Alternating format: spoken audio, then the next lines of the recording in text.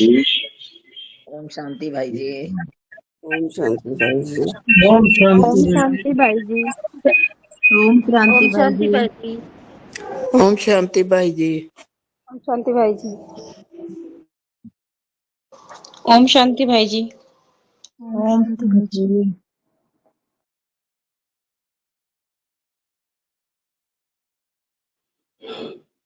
ओम शांति भाई जी। ओम शांति भाई जी। ओम शांति। ओम शांति भाई जी। ओम ओम शांति। शांति। 14वें अध्याय का 11वां श्लोक से लेके 20 श्लोक तक देखेंगे। जो 14वां अध्याय है वो किसके बारे में है? हमने 1 से लेके 10 तक श्लोक देखे थे। गुणत्रय विभाग योग। ये जो गुण आत्मा के गुण है, प्रकृति के गुण है, सतो रजो और तमो, इन तीनों गुणों के बारे में जानकारी दी हुई है।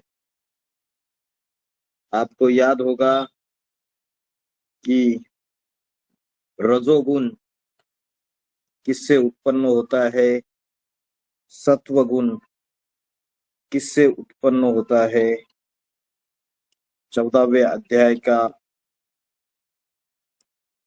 6वां श्लोक, 14वें अध्याय का 7वां श्लोक और 14वें अध्याय का 8वां श्लोक। और तमोगुण किससे उत्पन्न होता है ये सब कुछ हमने देखा। सत्वगुण किससे उत्पन्न होता है बताइए?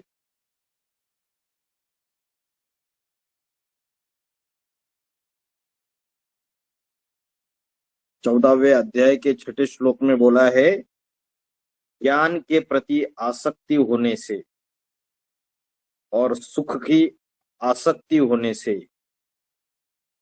ये सतोगुण जो है वो उत्पन्न होता है। ज्ञान कौन सा ज्ञान? आध्यात्मिक ज्ञान। और सुख कौन सा सुख? भौतिक सुख या अलौकिक सुख, अतीन्द्रिय सुख। कौन सा सुख? अतीन्द्रिय सुख। और रजोगुण किससे उत्पन्न होता है?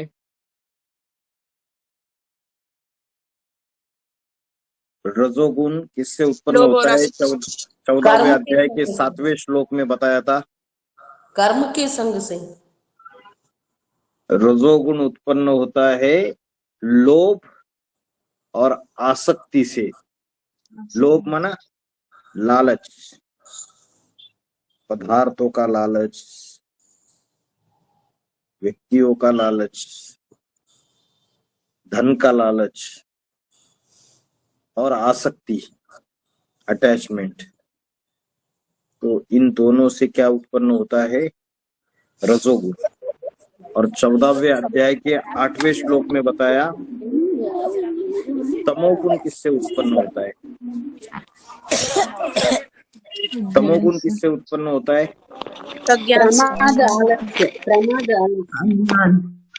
अज्ञानता से। अज्ञानता से तमोगुण उत्पन्न होता है। तो आत्मा और परमात्मा का ज्ञान नहीं है और भगवान को सर्वव्यापी समझ बैठे हैं, इससे तमोगुण उत्पन्न होता है। उसके बाद 90वें श्लोक में देखा हमने, तमोगुण बुद्धि को ढककर प्रमाद उत्पन्न करता है। आलस्य, अलमिलापन उत्पन्न हो जाता है। और 10वें श्लोक में देखा, सतयुग त्रेतायुग में रजो और तमोगुण को दबाकर सत्वगुण प्रकट हो जाता है। सतयुग में सत्वगुण ज्यादा रहता है, प्रिडोमिनेंट रहता है। द्वापर युग में रजोगुण ज्यादा रहता है और कलयुग में तमोगुण ज्यादा रहता है। अभी 14वें अध्याय के 11वें श्लोक में आइए आप। सर्वद्वारेषु तेहे अस्मिन् प्रकाश उपजायते। ज्ञानम यदा तदा विद्यात् विवृद्धम सत्वम इति उत। सर्वद्वारेषु तेहे अस्मिन् प्रकाश। अस्मिन् माना इस, देहे माना शरीर के, सर्वद्वारेषु माना सभी इंद्रिय रूपी द्वार। कितने द्वार है शरीर में? द्वार माना 10 नवद्वार 9 द्वार भाई। नवद्वार 9 द्वार है, 9 छिद्र है, तो उसको द्वार कहते हैं। और उन द्वारों से अभी कलयुग के अंत में सुगंध निकलती है, दुर्गंध निकलती है? दुर्गंध निकलती है। निकलती है भाई जी। दुर्गंध निकलती है। और बाबा ने मुरली में बोला है, जब आत्मा संपन्न बन जाएगी, शरीर संपन्न बन जाएगा, तो 9 द्वारों से सुगंध निकलने लगेगी। तो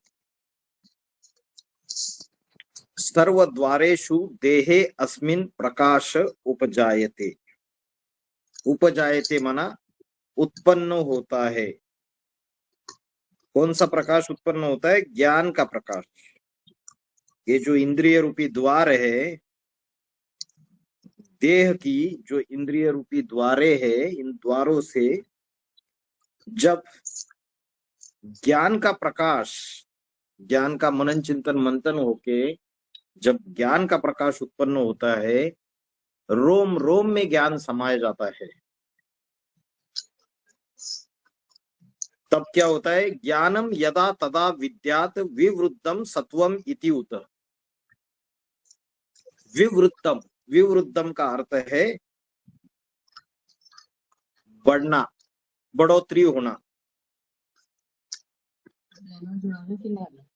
ज्ञानम यदा तदा विद्यात् विवृद्धम सत्वम इति उत। तो सत्व गुण जो है वो क्या हो जाता है? अवश्य रूप से बढ़ जाता है।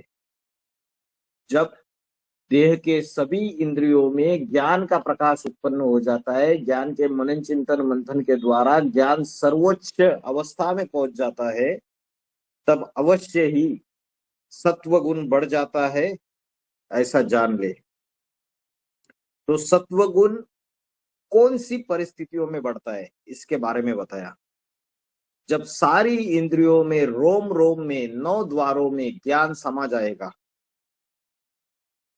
तब सत्व गुण विशेष रूप से बढ़ जाएगा। और सत्व गुण जब विशेष रूप से बढ़ जाएगा तो कौन सी शूटिंग करेंगे हम?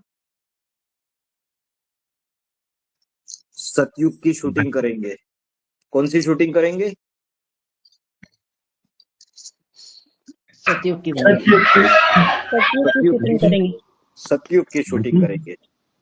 तो 14वें अध्याय के 11वें श्लोक में बताया, जब इस देह के सभी इंद्रियों द्वारों में ये गीता ज्ञान, जो एडवांस गीता ज्ञान का प्रकाश उत्पन्न होता है मनन चिंतन मंथन द्वारा, तब अवश्य ही सत्व गुण विशेष बड़ा है, ऐसा जान ले। विद्यात, विद्यात माना जानना, इति माना ऐसा। तो सर्वद्वारेषु देहे अस्मिन् प्रकाश उपजायते। उपजायते माना उत्पन्न होता है। अस्मिन् माना, अस्मिन् का अर्थ क्या है? इस। सर्वद्वारेषु देहे अस्मिन् प्रकाश उपजायते ज्ञानम यदा तदा विद्यात् विवृद्धम सत्वम इति उत। विवृद्धम सत्वम माना सत्व गुण की वृद्धि होती है। वृद्धि होना माना बढ़ोतरी होना। ठीक है। तो ये कौन सा समय है जब ऐसा होता है? बाबा ने बोला है, पहले शरीर की सदगति होगी या पहले मन बुद्धि रूपी आत्मा की सदगति होगी? बताइए। पहले मन बुद्धि रूपी आत्मा की सदगति होती है। हाँ जी, हाँ जी, पहले मन बुद्धि रूपी आत्मा की सदगति होती है। आत्मा के अंदर आत्मा की सदगति होना माना क्या? इसका अर्थ क्या है? ज्ञान युक्त संकल्प चलना। ज्ञान युक्त संकल्प चलना, कोई विकारी संकल्प नहीं चलेंगे। आत्मा निराकारी, निर्विकारी, निरंकारी, कोई भी प्रकार के विकारी संकल्प नहीं रहेंगे। और आत्मा जो है, मैं आत्मा ज्योति बिंदु स्वरूप हूँ, भ्रुकुटी के मध्य में, देह का भान नहीं होगा, बॉडी कॉन्शियसनेस जीरो, देहाभिमान जीरो और आत्माभिमान सबसे ज्यादा। तो वो जो स्थिति है वो आत्मा की सदगति, आत्मा की सदगति पहले होती है, फिर शरीर की सदगति होती है।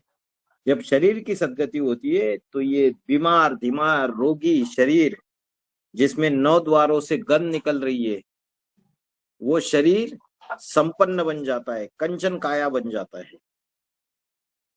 तो 14वें अध्याय का 11वां श्लोक पता चल गया कि सत्व गुणों की बढ़ोतरी कैसे होती है।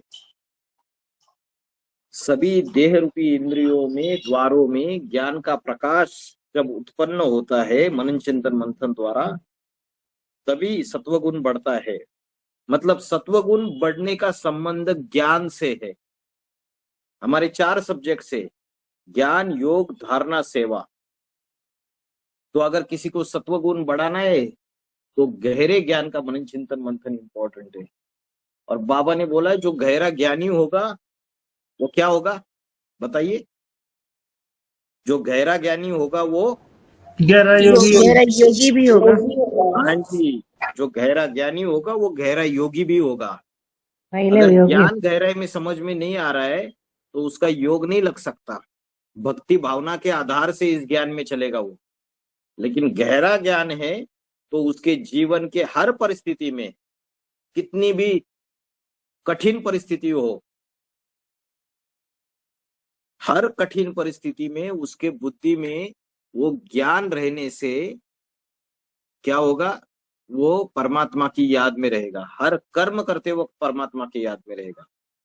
तो सत्व गुण बढ़ाने के लिए ईश्वरीय ज्ञान का मनन चिंतन मंथन जब सारी इंद्रियों के 9 द्वारों में समा जाएगा, तब सत्व गुणों की बढ़ोतरी होगी। आगे का श्लोक देखते हैं, 14वें अध्याय का 12वां श्लोक। लोभः प्रवृत्ति आरंभः कर्मणाम् अशम स्पृहा रजसी एतानि जायन्ते विवृद्धे भरतर्षभ।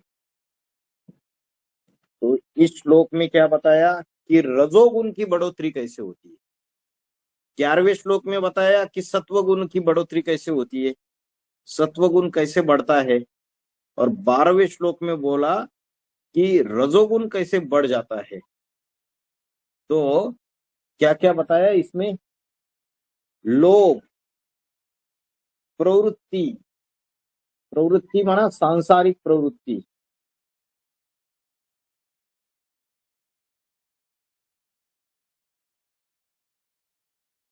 लालसा, लालसा, उसके बाद अशम, शमः, शमः माना शांति और अशमः माना अशांति, स्पृहा, स्पृहा माना वही लालसा, इच्छाएं।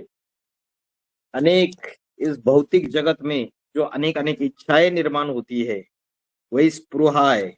स्पृहा का अर्थ है लालसा या इच्छाएं। उसके बाद जो कर्म करते हैं उस कर्म में लोभ की प्रवृत्ति का आरंभ। तो रजोगुण की बढ़ोतरी कैसे होती है, सतयुग और त्रेता युग में भी कर्म होते हैं, लेकिन द्वापर युग से जो कर्म होते हैं उन कर्मों में लोभ, लोभ की उत्पत्ति होती है।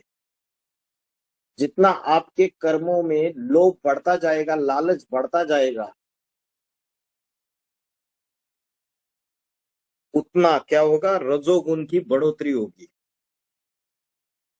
जैसे कोई व्यक्ति कर्म कर रहा है और उसको किसी जगह नौकरी कर रहा है सरकारी ऑफिस में और उसको 20,000 सैलरी मिल रही है, उसका घर परिवार सब कुछ ठीक चल रहा है, लेकिन जब उसके कर्मों में लोभ उत्पन्न होता है तो वो ऑफिस में बैठे बैठे लोगों से रिश्वत लेके उनके काम करना चालू कर देता है। बिना रिश्वत लेके भी काम कर सकता है, लेकिन उसके कर्मों में जब लोभ उत्पन्न होता है, लालच उत्पन्न होता है, तो रजोगुण की बढ़ोतरी हो जाती है। तो 12वां जो श्लोक है, रजोगुण के विशेष बढ़ने पर कर्मों में लोभ की प्रवृत्ति का आरंभ, शुरुआत हो जाती है लोभ की प्रवृत्ति की। लालसा माना इस भौतिक दुनिया की जो अलग अलग इच्छाएं वो उत्पन्न हो जाती है। अच्छी गाड़ी चाहिए, बढ़िया मकान चाहिए, बंगला चाहिए, और अशांति, ये सब पैदा होते हैं। तो रजोगुण जब बढ़ता है तो मन पूरा शांत रहता है या अशांत हो जाता है? अशांत हो जाता है। मन के अंदर, आत्मा के अंदर अशांति भी बढ़ती है और कर्मों में लोभ की प्रवृत्ति का आरंभ हो जाता है। विषय विकारी दुनिया के प्रति लालसाएं, इच्छाएं बढ़ती जाती है और अशांति, ये सब पैदा होते हैं।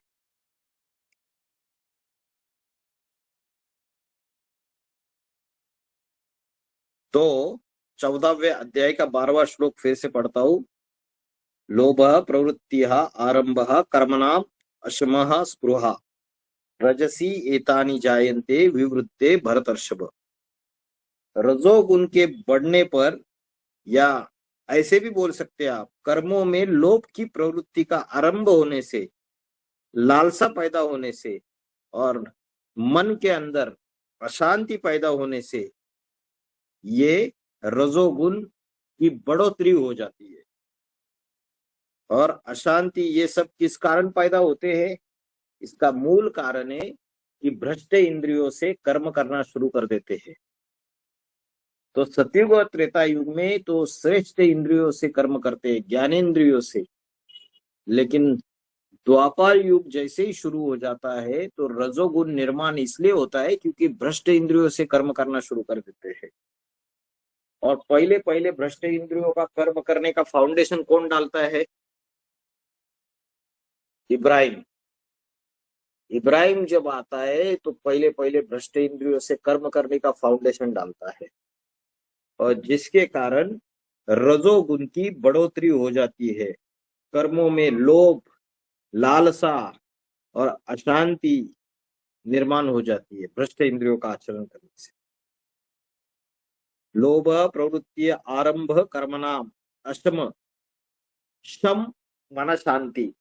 जैसे शंकर है, शंकर, शंकर का अर्थ है शम करोति, जो सारी सृष्टि में शांति लाता है वो शंकर। और यहाँ क्या लिखा है? अशम। अशम माना अशांति। स्पृहा माना लालसा, इच्छाएं। रजसी एतानि जायन्ते, जायन्ते माना पैदा होते हैं। विवृत्ते, विवृत्ते माना बढ़ोतरी होती है, बढ़ जाते हैं। भरतर्षभ, भरतर्षभ माना भरत वंश में श्रेष्ठ, अर्जुन को बोल रहे भगवान। तो जब ज्ञानेंद्रिय से नीचे उतरते हैं तो कर्मेंद्रियों में फंस जाते हैं। सतयुग और त्रेता युग में ज्ञानेंद्रियों से कर्म करते हैं।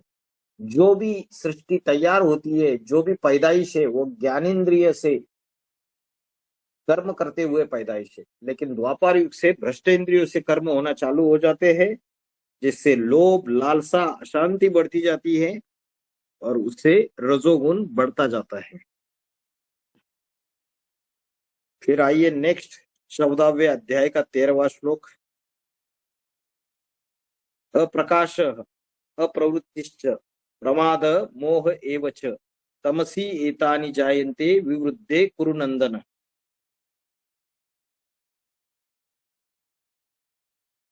अप्रकाश, अप्रकाश का अर्थ क्या है?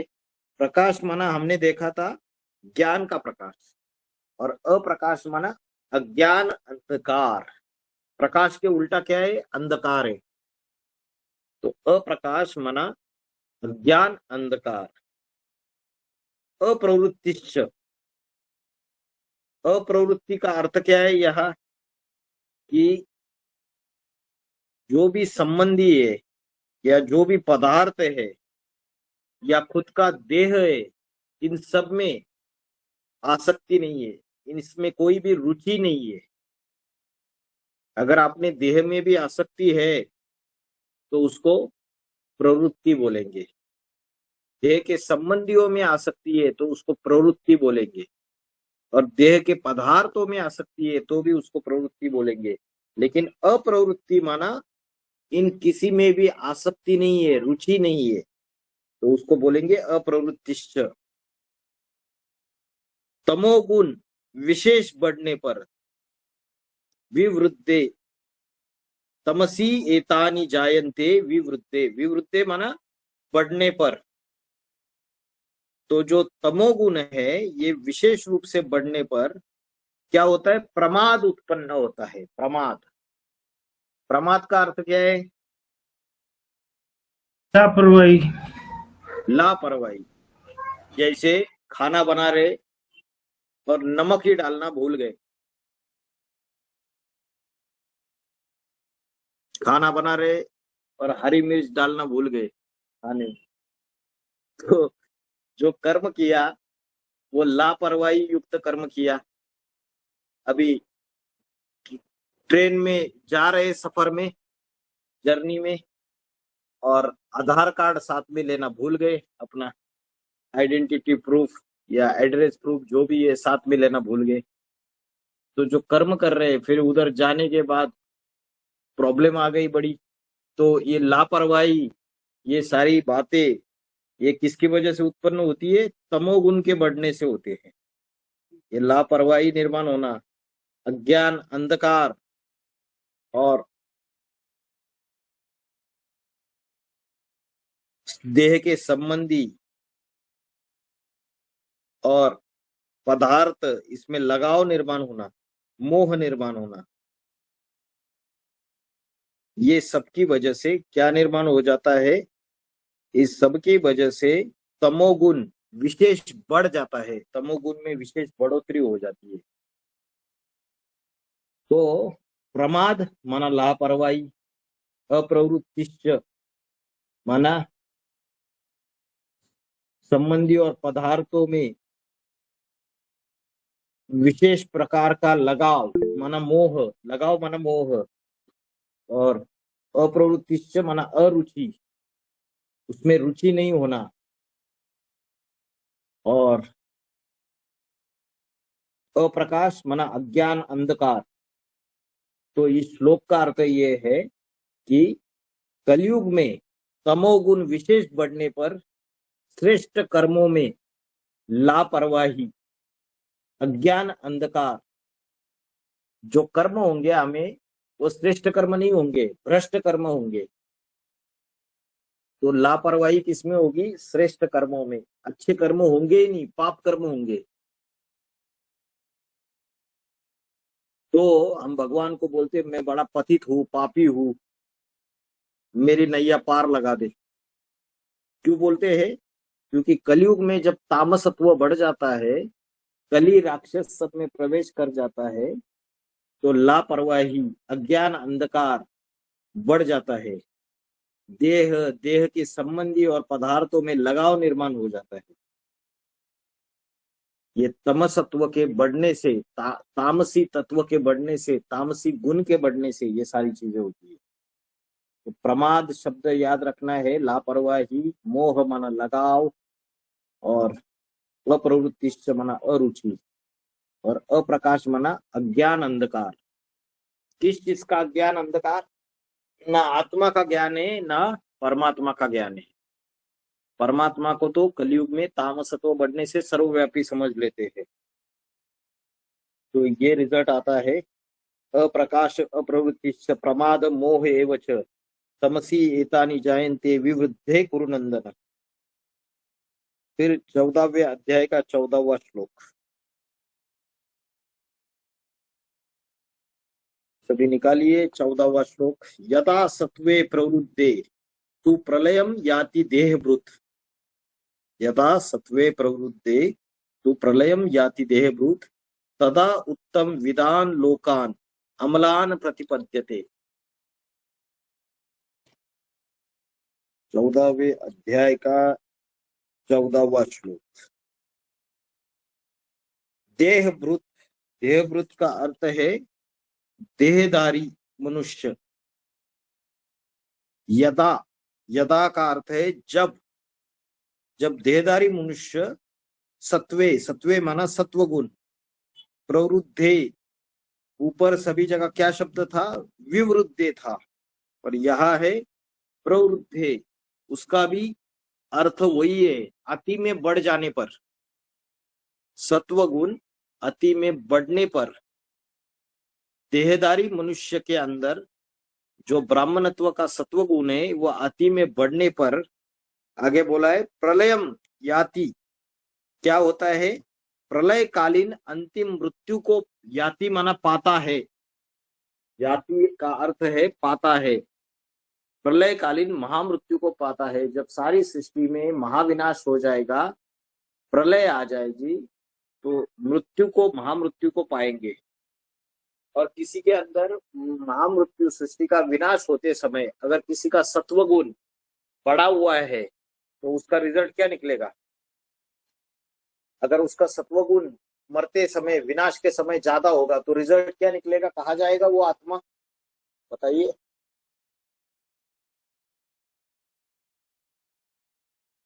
सत्ययुग में जाएगा, स्वर्ग में जाएगा। क्यों वैकुंठ में क्यों नहीं जाएगा? कौन सा स्वर्ग जाएगा? वैकुंठ में क्यों नहीं जाएगा? वैकुंठ में जाएगा, जो संगम युगी स्वर्ग है, संगम युगी स्वर्ग में जाएगा वो डायरेक्टली। क्योंकि यहाँ के क्या लिखा है, तदा तू उत्तम, मतलब जो पुरुषोत्तम है, पुरुषोत्तम संगम युग में जो पुरुषों में उत्तम बनने वाली आत्मा जो है वो है राम की आत्मा। उस पुरुषोत्तम को जानने वालों के निर्मल लोकों की देवताई पद प्राप्त कर लेता है।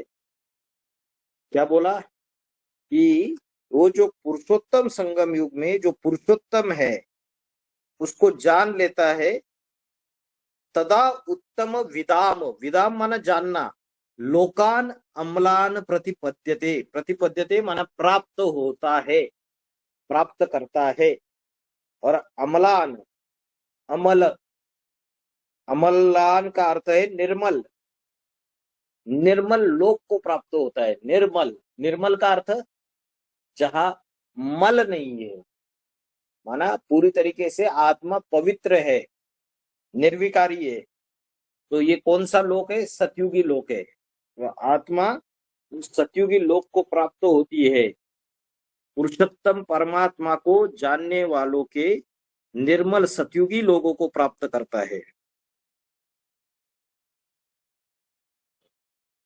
तो यदा सत्वे प्रवृद्धे तु प्रलयम याति देहभृत तदा उत्तम विदाम लोकान अम्लान प्रतिपद्यते, तब तो वह पुरुषोत्तम परमात्मा को जानने वालों के निर्मल सतयुगी लोगों को प्राप्त करता है। अगर किसी का सत्वगुण बढ़ा हुआ है और उसी समय महाविनाश हो गया और वो मृत्यु को पाया, तो सत्वगुण बढ़ा हुआ है, महाविनाश हुआ, मृत्यु को पाया, तो जो पुरुषोत्तम है, आत्माओं में उत्तम, उसको जानने वाला जो युग है सतयुगी, सतयुगी देवलोक, उसमें प्राप्त हो जाएगा, देवी देवता पद पाएगा। अभी भक्ति मार्ग में भी कई ऐसे सत्संग है जहां बहुत अच्छी सात्विक भक्ति होती है।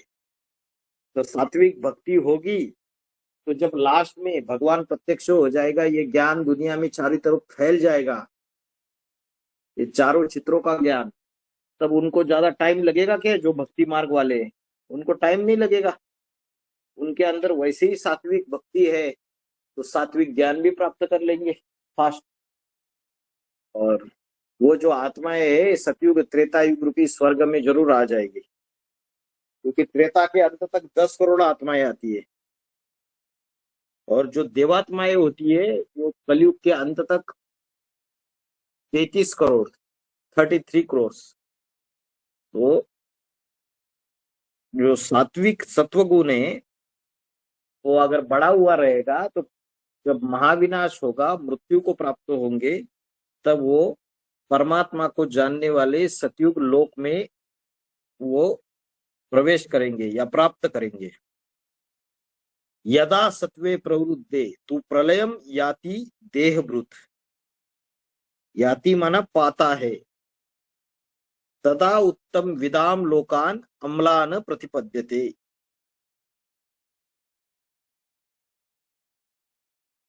समझ में आया सबको? अभी नेक्स्ट चलते हैं हम 14वें अध्याय का 15वां श्लोक।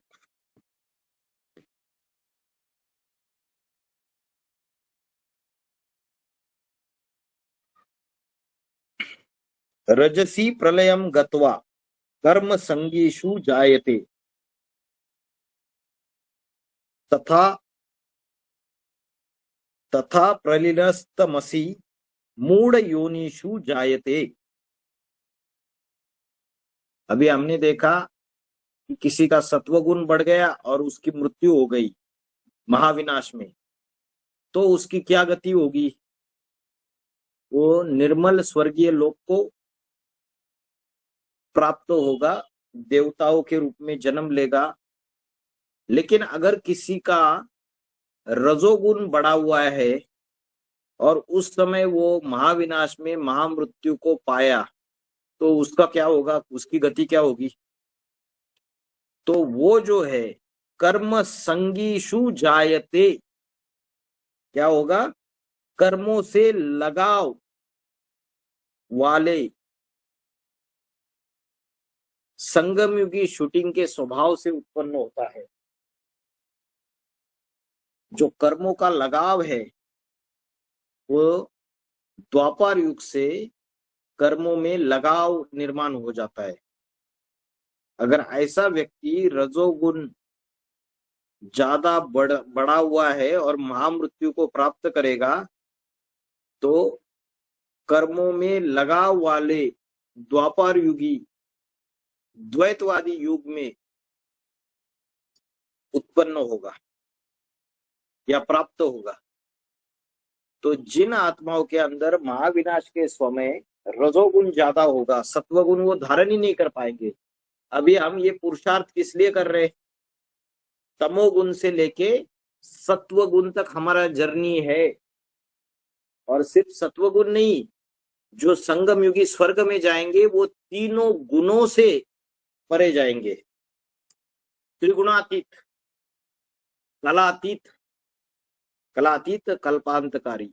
तो इन कलाओं से 16 कला में बंधायमान श्री कृष्ण सृष्टि का पहला पत्ता है। और राधा कृष्ण जैसे जो बच्चे जन्म लेते हैं वो कलाओं में बंधायमान है। लेकिन जो 4.5 लाख आत्माएं है वो कलाओं में बंधायमान नहीं है, कलातीत है, त्रिगुणातीत है, तीनों गुणों से परे, सत्व रजो तमो तीनों को क्रॉस कर दिया उन्होंने। तो रजोगुण बढ़ने से कर्मों के लगाव वाले द्वापर युग में जाके जन्म लेंगे। और अगर हमारा जर्नी जो है ये स्पिरिचुअल जर्नी, ये आध्यात्मिक जो जर्नी है वो तमोगुण से लेके सतोगुण तक नहीं है, समझो। हम वहां तक जाके नहीं पहुंचे तो हम सतयुगी रूपी स्वर्ग में हमारी आत्मा नहीं आएगी। इसलिए बाबा ने बोला है, जो ईंट मकान बनाते वक्त जो ईंट कच्ची रह जाती है उसको मकान बनाने के कार्य में इस्तेमाल नहीं करते, उसको फेंक दिया जाता है क्योंकि कच्ची रह गई, भट्टी में पकी नहीं प्रॉपरली। ज्ञान योग का जो भट्टी है, ये स्पिरिचुअल जर्नी है, इसमें अनिश्चय बुद्धि मौत मारे गए और ज्ञान और योग से दूर हो गए, तो तमो से सतो बनेंगे क्या? वो नहीं बनेंगे।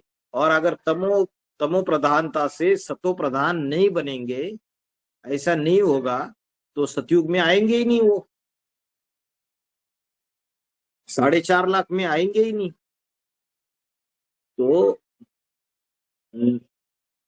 देवताएं जो 10 करोड़ है त्रेता के अंत तक, उसमें भी नहीं आएंगे क्योंकि रजोगुण तक ही रुक गए। आत्मा सतोगुण धारण नहीं कर पाई, तो वो जो आत्मा है वो द्वापर युग में जन्म लेगी, जहां कर्मों में लगाव होता है। कर्म संगीषु जायते तथा प्रलीन तमसी मूढ़ योनिषु जायते। और प्रलय काल में जो तामसी वृत्ति, तमोगुनी जो व्यक्ति रहेगा, वो जब महामृत्यु को प्राप्त होगा प्रलय काल में, तो वो कहा जाएगा, फिर उसकी क्या गति होगी? मूढ़ योनिषु जायते। माना मूढ़, माना मूर्ख, राक्षसी वृत्ति की राक्षसी योनियों में पैदा होगा। अभी कलयुग में सारे क्या है? राक्षस संप्रदाय। यहाँ किसी के अंदर दैवी गुण नहीं है, तो व्यभिचारी राक्षसों में पैदा हो जाएगा। तमोगुनी में महामृत्यु प्राप्त हुआ मूढ़मती राक्षसों में पैदा होता है, व्यभिचारी राक्षसों में। तो देखा, सत्वगुण बढ़ गया और प्रलयकालीन महामृत्यु आ गई, तो वो स्वर्गीय लोकों को प्राप्त होगा।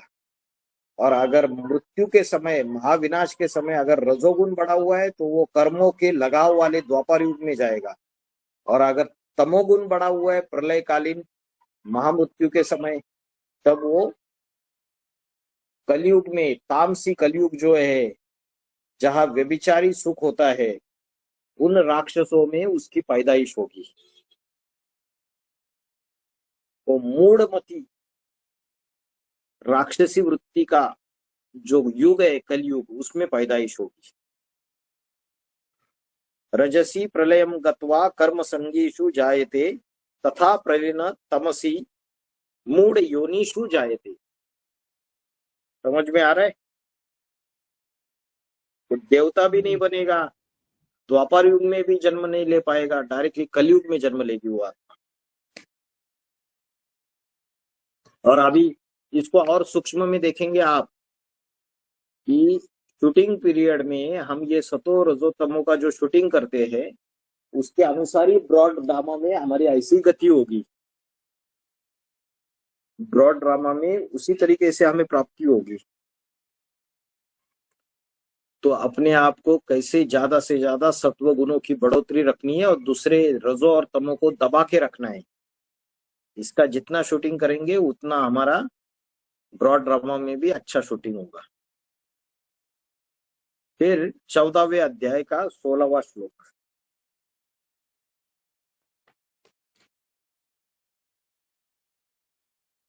कर्मणः सुकृतस्य आहु सात्विकम निर्मलम फलम।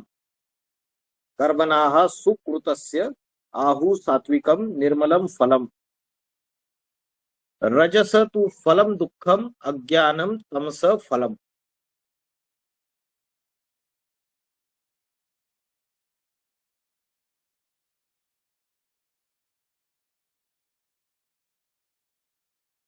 सुकृत, सुकृत का अर्थ क्या है? अच्छे कर्मों का। कृत माना कर्म, सु माना अच्छे कर्म। तो अच्छे कर्मों का सात्विक निर्मल फल कहा जाता है। किंतु जो राजसी कर्म है या राजसी गुण है, रजोगुण है, इससे क्या फल मिलेगा? उसका फल क्या होगा? अगर सात्विक कर्म है तो उसका फल सात्विक निर्मल फल होगा, जिसमें स्वर्ग में आत्मा शाश्वत सुख और शांति का अनुभव करेगी। लेकिन राजसी जो गुण है उसका फल है दुख, सात्विक गुणों का फल है सुख और शांति, और राजसी गुण का फल है दुख। द्वापर युग से दुख चालू होता है, क्योंकि द्वैतवादी युग है, उसमें भ्रष्ट इंद्रियों से आचरण शुरुआत करते हैं। तो राजसी कर्मों का फल दुख है, और जो तामसी कर्म है उसका फल क्या है? तामसी कर्मों का फल है अज्ञान, अंधकार। तो जो व्यभिचारी जो कर्म है कलयुग के अंत में, उसका फल है अज्ञान अंधकार। तो सत्व गुण जो है उसका फल सुख है, अच्छे कर्मों का फल सुख है। राजसी कर्मों का फल दुख है और तामसी कर्मों का फल है अज्ञान अंधकार। इधर लिखा है अज्ञानम तमसा फलम रजसा तु फलम दुखम कर्मणाः सुकृतस्य आहु सात्विकम निर्मलम फलम। अच्छे कर्म जो है उसका निर्मल फल कहा जाता है, जिसमें सुख ही सुख है, शांति ही शांति है। और राजसी कर्मों का फल दुख है और तामसी कर्म का फल जो है वो अज्ञान अंधकार है। तो आज दुनिया में जो तामसी कर्म कर रहे वो राक्षसी योनि को प्राप्त होके अज्ञान अंधकार में, कितना भी ज्ञान समझाओ उनको, उनकी बुद्धि में बैठता ही नहीं है। क्यों? क्योंकि उनका पार्ट ही नहीं है। गीता में बोला है मूढ़ा जन्मनी जन्मनी, मतलब जन्म जन्मांतर वो इस नारकीय योनि में ही जन्म लेते हैं, सतयुग और त्रेता युग जन्म नहीं लेते हैं। तो इसलिए अज्ञान अंधकार की दुनिया की प्राप्ति उनको होती है। उनके बुद्धि में परमात्मा का ज्ञान बैठता ही नहीं। वो समझेंगे ये लोग पागल है, क्या ज्ञान बीन बताते हैं। जिसने रसगुल्ला खाया ही नहीं उसको रसगुल्ले का नॉलेज होता नहीं है। जिसने रसगुल्ला चखा है, खाया है, वही रसगुल्ले का स्वाद जानता है।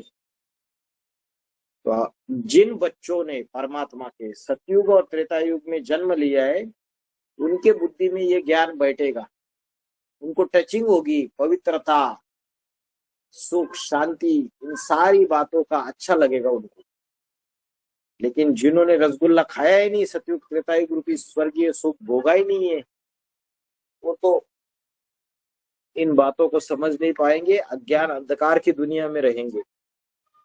इसलिए भोला बाबा ने गटर का कीड़ा, गटर के कीड़े को अगर साफ सुथरी जगह पे निकाल के रखोगे तो क्या होता है? क्या होता है? फिर रेंगते रेंगते उसी में चला जाएगा। तिल मिलाकर मर जाता है वो। उसको गटर ही अच्छा है, साफ सुथरी जगह पे रह नहीं सकता वो। वैसे ही जो तामसी आत्मा है, जो जन्म जन्मांतर उस कलयुग में ही जन्म लेती है, उनका जो फल है वो अज्ञान अंधकार है। वो परमात्मा का ज्ञान अपने बुद्धि में, बुद्धि रूपी पात्र में धारण ही नहीं कर सकते। क्योंकि जहां पवित्रता होती है वही ईश्वर का ज्ञान जो है वो बुद्धि रूपी पात्र में टिकता है। इसलिए बोलते हैं शेरनी का दूध जो है वो सोने के बर्तन में टिकता है, और जो लोहे का बर्तन है या तांबे का बर्तन है उसको फाड़ कर उसमें से चला जाता है, निकल कर बाहर। लेकिन सोना माना सच्चाई, पवित्रता, जिसका बुद्धि रूपी पात्र एक सत्य को, एक शिव को याद करता है, तो उसमें ये ज्ञान टिकता है। जो तामसी होगा, जो लोहे समान होगा, उसके अंदर ये ज्ञान टिकेगा नहीं। ये ज्ञान रूपी दूध जो परमात्मा ने दिया हुआ है वो टिकेगा नहीं। तो 14वें अध्याय का 17वां श्लोक पे आइए।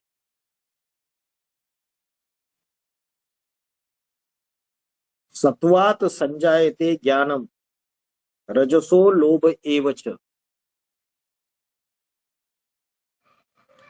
सत्वात संजायते ज्ञानम रजसो लोभ एवच प्रमाद मोहो तमसो भवत अज्ञानम एवच।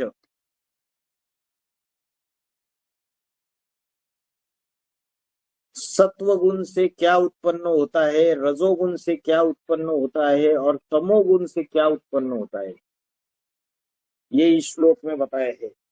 सत्वगुण से ज्ञान उत्पन्न होता है। ज्ञान माना समझ, समझने की शक्ति, निर्णय करने की शक्ति, परखने की शक्ति, डिसीजन मेकिंग पावर। तो जिसकी बुद्धि अच्छा निर्णय कर लेती है, जिसकी बुद्धि लोगों को अच्छा परखती है, उसमें सत्व गुण ज्यादा है। और रजोगुण से क्या उत्पन्न होता है? लोभ उत्पन्न होता है, लालसा और लोलुपता उत्पन्न होती है। तो सत्व गुण जो है उससे ज्ञान, समझ, शक्ति उत्पन्न होती है। सत्वात संजायते ज्ञानम रजसा लोभ एवच। रजोगुण से लोभ ही उत्पन्न होता है, लालच उत्पन्न होती है। मेरी थाली में जो परोसा है वो तो खाऊंगा ही खाऊंगा, लेकिन दूसरे की थाली के छीन कर खाऊंगा। तो जब राजाई का गुण आता है, रजोगुण आता है, तो इब्राहिम पहले पहले आता है तो द्वापर युग क्या बोला है? द्वैतवादी युग। तो छीना झपटी करना चालू कर देता है, माया बेटी। द्वापर युग में माया बेटी आती है तो परिवार के दो हिस्से कर देती है। इधर बाप गुप्त हो जाता है परिवार का 2017-18 में, और माया बेटी रजोगुण, उसके अंदर लालच पैदा हो जाता है कि यज्ञ की सारी सत्ता मेरे हाथ में आ जाए। कौन योगिनी माँ, कौन यज्ञ का सेनापति, सारे डिपार्टमेंट मेरे अंडर आ जाए। उसके अंदर कर्मों में लोभ का आरंभ हो जाता है। और दो पुर द्वापर युग से द्वैत निर्माण हो जाता है। ये द्वापर युग की शूटिंग की बात है। और उससे क्या उत्पन्न हो जाता है? लोभ, लालसा, लोलुपता, लालच, दूसरों के छीनने की वृत्ति। और कलयुग की शूटिंग में क्या उत्पन्न हो जाता है? तमोगुण से प्रमाद मोहो तमसो भवता अज्ञान एवच। तमोगुण से बेसमझी और लापरवाही। प्रमाद माना लापरवाही, बेसमझी, श्रेष्ठ कर्मों में लापरवाही। श्रेष्ठ कर्म होते ही नहीं, ये पाप कर्म ही होते हैं। और अज्ञान, अंधकार बुद्धि में फैला रहता है और मूढ़ता उत्पन्न हो जाती है। महामूर्ख बन जाते हैं पूरी तरीके से।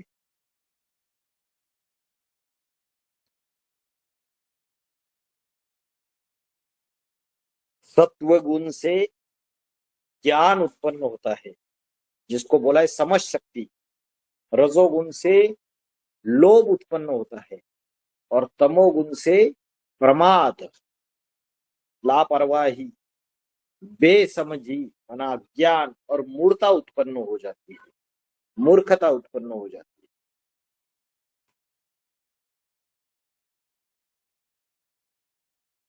सत्वात संजायते ज्ञानम रजसो लोभ एवच। प्रमाद मोहो तमसो भवता अज्ञानम एवच। तो अभी ब्राह्मणों की दुनिया में जो तमोगुनी ब्राह्मण है, उनके अंदर बेसमझी है या नहीं है? उनके अंदर वो अष्टदेव के पॉइंट ही बुद्धि में नहीं बैठते हैं। पाप गुप्त होने के बाद बुद्धि में बैठेगा ही नहीं उनके, क्योंकि तामसी बुद्धि हो गई है। तामसी बुद्धि से बेसमझी आती है, अज्ञान आता है। सारे के सारे अंधश्रद्धा युक्त भगत बन जाते हैं कलयुग में। तामसी भक्ति का स्वरूप हो जाता है और मूढ़ता उत्पन्न हो जाती है।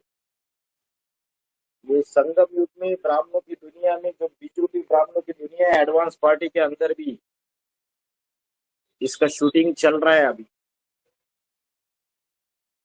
रजोगुण से लोभ उत्पन्न होता है, उसका भी शूटिंग चल रहा है। और तमोगुण से बेसमझी, लापरवाही और मूर्खता उत्पन्न होती है, उसका भी शूटिंग चल रहा है। नेक्स्ट 14वें अध्याय का 18वां श्लोक। ऊर्ध्वं गच्छन्ति सत्वस्था मध्ये तिष्ठन्ति राजसा।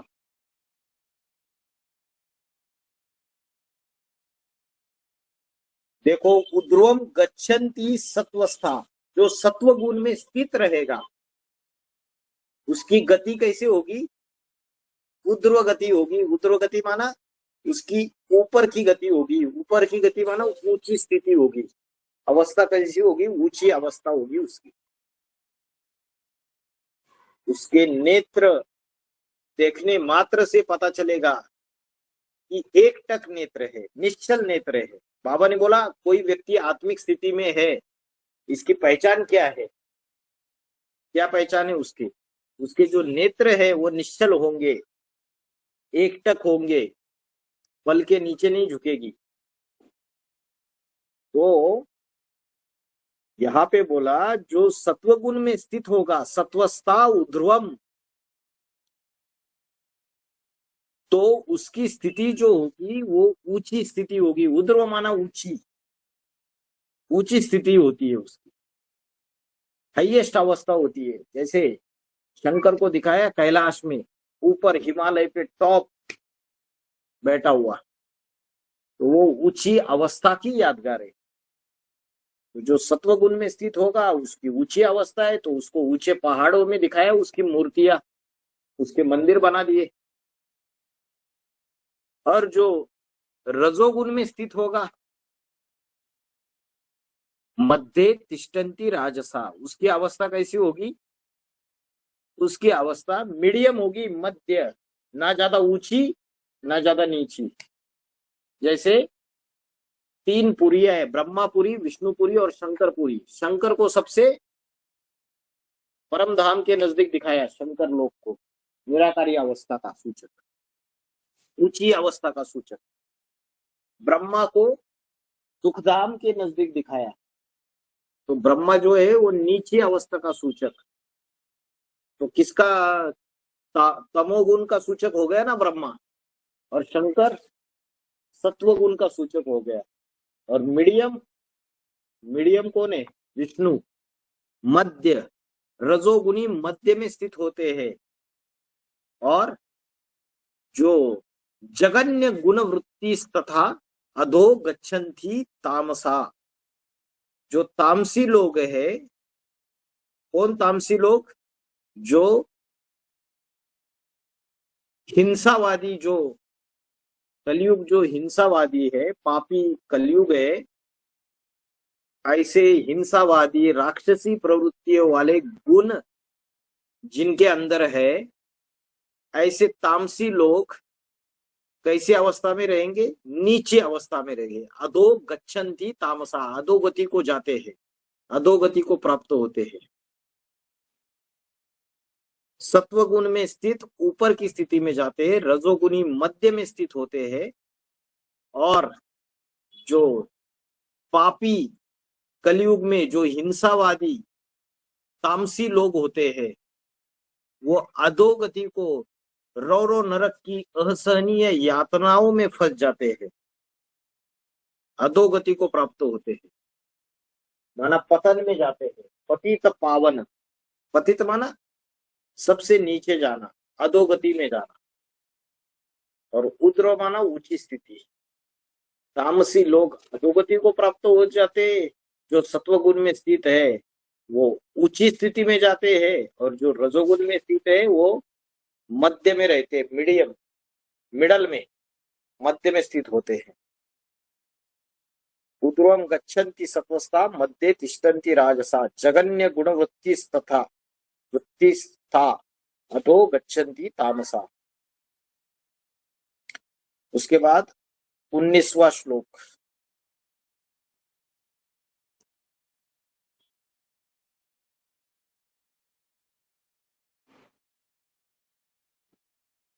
भगवान को कैसे प्राप्त होंगे? स्वर्ग को प्राप्त होंगे, द्वापर युग को प्राप्त होंगे, और कलयुग को प्राप्त होंगे, ये तो पता चल गया। लेकिन भगवान को डायरेक्टली कैसे प्राप्त होंगे? मन मना भव, मध्याजी भव, जो परमात्मा के मन के संकल्प है उसमें कैसे समा जाएंगे? तो 14वें अध्याय का 19वां श्लोक, न अन्यम गुणेभ्य कर्तारम यदा द्रष्टा अनुपश्यति गुणेभ्यश्च परम वेत्ति मद्भावम स अधिगच्छति। दृष्टा, दृष्टा माना देखने वाला, जो दृष्टा है, देखने वाला है, वो अगर सतो रजो तमो इन तीनों गुणों के अलावा, क्या बोला है, गुणेभ्य, गुणेभ्य माना गुणों के अलावा,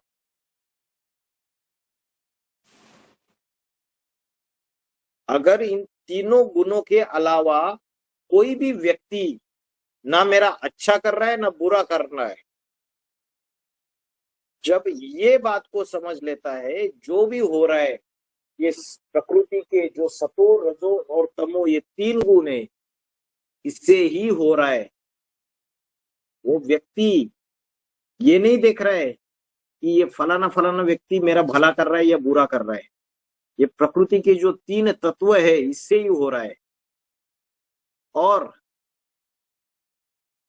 गुण संगात से परे, गुणेभ्यश्च परम वेत्ति मद्भावम, गुणेभ्यश्च, गुणेभ्यश्च माने सतो रजो और तमो, इन तीनों गुणों से, गुणेभ्यश्च परम वेत्ति, इन तीनों गुणों से परे अगर परमात्मा को जानता है वो, तो वह मेरे भाव को ही प्राप्त होता है।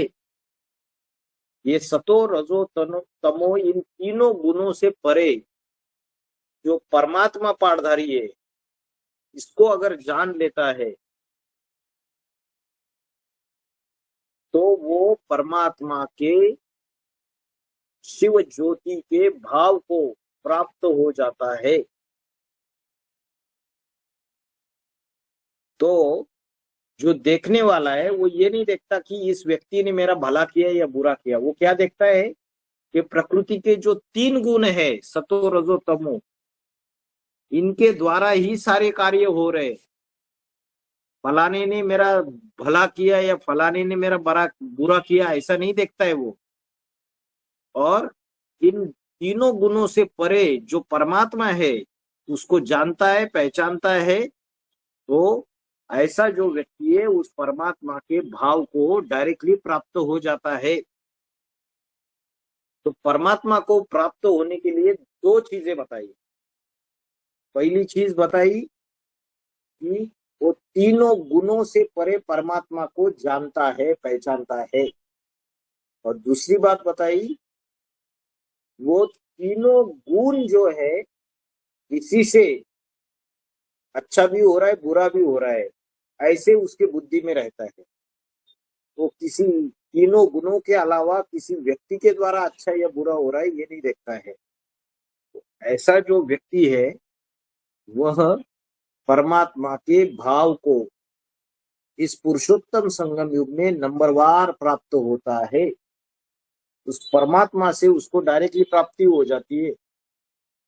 परमात्मा से डायरेक्टली प्राप्ति पहले पहले कितनों को होती है? अष्टदेव को। फिर कितनों को होती है? 108 को, फिर 1008 को, फिर 16,108। तो नंबरवार उस परमात्मा के भाव को प्राप्त हो जाते हैं। उसका कौन सा भाव है? निराकारी, निर्विकारी, निरंकारी। तो डायरेक्टली उसको प्राप्त हो जाते हैं। फिर 14वें अध्याय का 20वां श्लोक,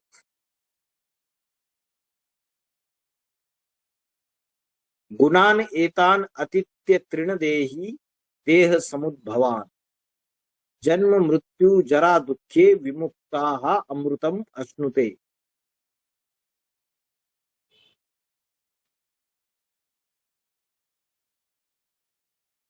अगर इन तीनों गुणों को पार कर दिया जाए तो क्या होगा? सत्व रजो और तीनों गुणों को, ये जो देह से उत्पन्न होते हैं और आत्मा को देह में बांधते हैं, इन तीनों गुणों से परे चला जाए, सत्व रजो और तमो के। माना मैं आत्मा ज्योति बिंदु हूं, बाकी कोई भी संकल्प नहीं। तो अगर तीनों गुणों से परे चले जाए तो क्या होगा, उसका रिजल्ट क्या होगा? उसका रिजल्ट ये होगा, जन्म मृत्यु जरा दुखे, जरा माना बुढ़ापा, जन्म मृत्यु बुढ़ापा आदि सारे दुखों से विमुक्ता अमृतम अश्नुते, इन सारे दुखों से वो मुक्त हुआ माना जाएगा और क्या हो जाएगा, अमर पद प्राप्त करेगा, अमर पद को भोगेगा, अमृतम अश्नुते। तो अगर आत्मा जो है इन तीनों गुणों से, तीनों गुणों को पार कर देगी तो वो जन्म मृत्यु बुढ़ापा आदि दुखों से अच्छी तरीके से मुक्त होकर अमर पद को भोगता है। अभी जन्म से मुक्त हो जाएगा, जन्म मृत्यु बुढ़ापा, ये जन्म मृत्यु बुढ़ापा से मुक्त होने की बात नहीं, इन दुखों से मुक्त होने की बात है। क्योंकि सतयुग में जो मृत्यु है वो इच्छा मृत्यु है। ऐसा नहीं कि बुढ़ापे में बीमारी आ गई और मृत्यु हो गई, तो वो बुढ़ापे वाली मृत्यु नहीं है। जन्म मृत्यु और बुढ़ापा, इसमें दुख का नामो निशान नहीं रहेगा, इच्छा मृत्यु होती है।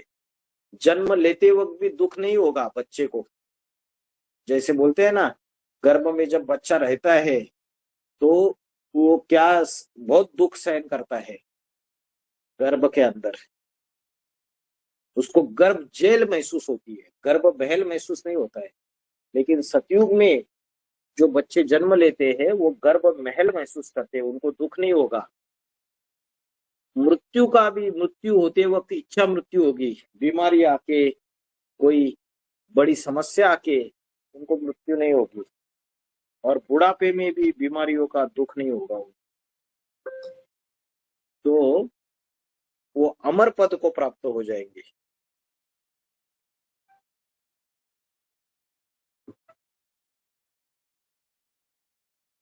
तो 14वें अध्याय का जो 20वां श्लोक है, अगर तीनों गुणों को पार कर दिया जाए विपरीत गति से, सतो रजो तमो, इन तीनों गुणों से पार करके हाईएस्ट अवस्था प्राप्त कर दी जाए, सिर्फ आत्म ज्योति बिंदु स्वरूप है, 100% आत्मिक स्थिति, तो इन जन्म मृत्यु बुढ़ापा आदि सारी दुखों से मुक्त हो जाए। लेकिन दुनिया वाले क्या समझते हैं, मोक्ष का अर्थ कि जन्म मरण के चक्र से ही छूट गए, जन्म मरण के चक्र में ही नहीं आएंगे, ब्रह्मलोक में चले जाएंगे। लेकिन उसका असली अर्थ ये नहीं है कि जन्म मरण के चक्र से छूट जाना। हाँ, जो नारकीय दुनिया है जिसमें दुख है, जन्म लेते वक्त भी दुख है, मृत्यु होती है तब भी दुख है, और जब बुढ़ापा आता है तब भी दुख है, इन सारे दुखों से मुक्त हो जाएंगे। क्योंकि सतयुग त्रेता युग में ये सारे दुख नहीं रहेंगे, जन्म भी सुखमय होगा, मृत्यु भी सुखमय होगी, और बुढ़ापा है उसमें भी सुख और शांति रहेगी। तो ये 14वें अध्याय के 11 से लेके 20 श्लोक बता दिए मैंने। गुणान एतान अतिथ्य तृण देहि देह समुद्भवान जन्म मृत्यु जरा दुखे विमुक्ता अमृतम अश्नुते।